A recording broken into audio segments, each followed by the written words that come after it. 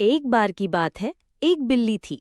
दिखने में बिल्कुल साधारण, लेकिन दिमाग ऐसा जैसे कंप्यूटर। वो चुपचाप सबकी बातें सुनती, रहस्य समझती और चोरी जैसे मामलों को खुद ही सुलझा देती। एक रात जब पूरे शहर की बिजली चली गई, सब परेशान थे। तभी वो बिल्ली एक लैपटॉप पर कुछ टाइप करती दिखी और अचानक शहर की सारी लाइटें वापस आ गईं। लोग हैरान रह गए, लेकिन कोई नहीं जान पाया वो कौन थी। बस सब उसे कहते हैं, चमत्कारी बिल्ली। मैं बिल्ली हूँ। अगर तुमने सब्सक्राइब नहीं किया तो मैं रूठ जाऊंगी।